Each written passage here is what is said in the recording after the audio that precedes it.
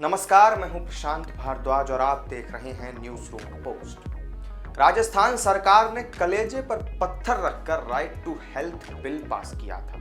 गहलोत साहब के इस कदम से एक तरफ तो उनकी खूब वाहवाही हुई, लेकिन दूसरी तरफ उन्हें इस बात का अंदेशा भी था कि डॉक्टर इस कदम से जरूर नाराज हो जाएंगे, और हुआ भी कुछ वैसा ही। आखिरकार डॉक्टरों की नाराजगी दूर करनी ही पड़ी।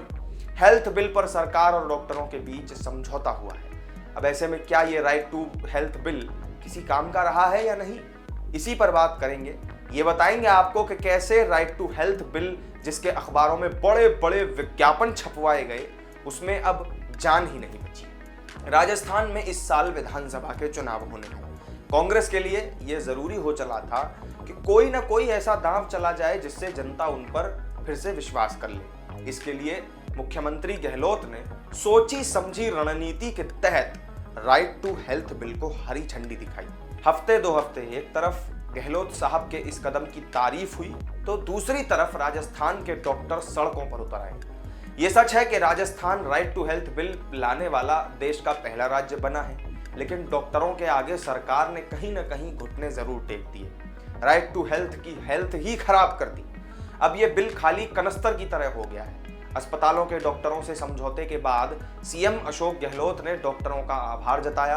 उन्होंने ट्वीट करके लिखा कि धन्यवाद प्रिय चिकित्सकों, आज आपने हड़ताल खत्म करके राजस्थान को राइट टू हेल्थ वाला पहला राज्य बनाकर जिस सेवा भाव, उदारता और निष्ठा का परिचय दिया है, वो अभिनंदनीय है। आपका ये सहयोग व समन्वय सामाजिक सुरक्षा में एक नया अध्याय बनेगा। लेकिन क्या ये नया अध्याय साबित होगा?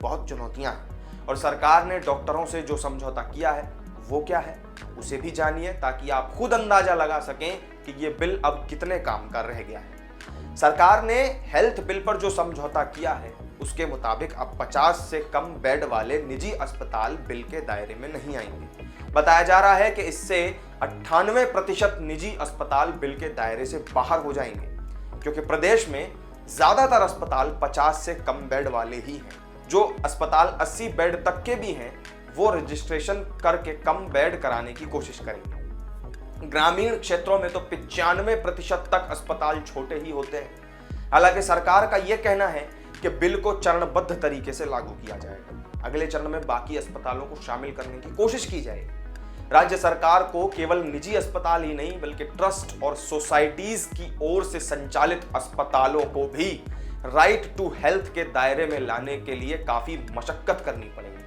राजस्थान के करीब 2.4 हजार निजी अस्पताल हैं, जिनमें करीब 800 ट्रस्ट सोसाइटी की तरफ से संचालित किए जाते हैं। अगर जयपुर की ही बात करें तो जो अस्पताल इसके दायरे से बाहर हो जाएंगे उनके नाम भी जान लीजिए। हिंदी अखबार दैनिक भास्कर की एक रिपोर्ट कहती है कि SDMH, CK Birla, Saket, HCG, CKS, BMC HRC, Fortis, Shelby, HCG, Narayana, Rungta, जीवन रेखा और सूर्या अस्पताल इसके दायरे से बाहर होंगे, जबकि Mahatma Gandhi medical college, JNU medical college, NIMS medical college hospital इस बिल के दायरे में होंगे, जहां आपको इस बिल का फायदा मिल पाएगा।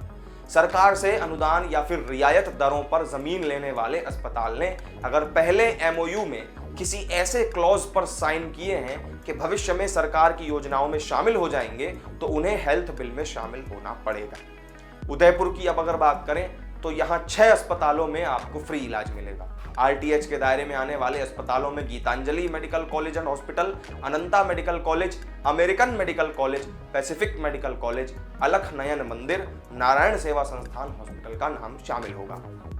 कोटा में एक ही अस्पताल RTH के दायरे में होगा, जो कि सुधा जनरल हॉस्पिटल है। नागौर में भी सिर्फ एक ही अस्पताल में फ्री इलाज का लाभ मिलेगा, उसका नाम है लगन Shah memorial hospital and research centre. अब जरा ध्यान दीजिएगा कि कहां कहां अशोक गहलोत के बिल का लाभ नहीं मिलने वाला है अगर यह समझौता लागू हुआ तो। जोधपुर, यहां पर कोई अस्पताल RTH के दायरे में नहीं आएगा।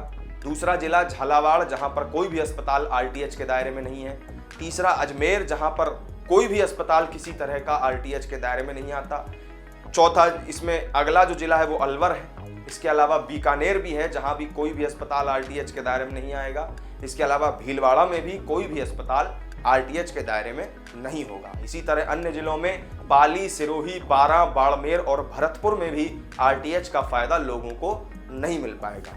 17 दिनों तक डॉक्टरों के सड़कों पर उतरने के बाद अब आखिरकार सरकार समझौते पर उतर आई।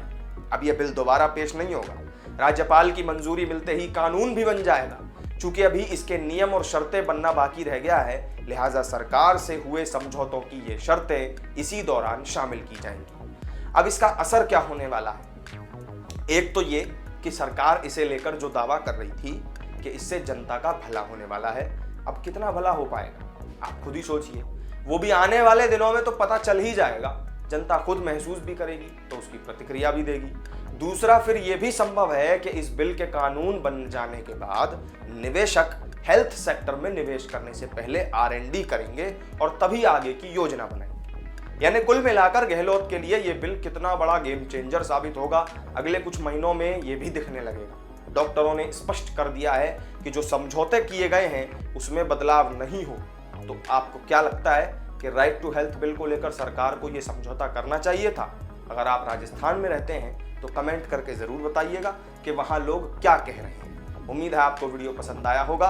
वीडियो को लाइक करें, शेयर करें और चैनल को सब्सक्राइब करना न भूलें। फिर मिलेंगे एक नई वीडियो में नई जानकारी के साथ। तब तक के लिए दीजिए इजाजत। नमस्कार।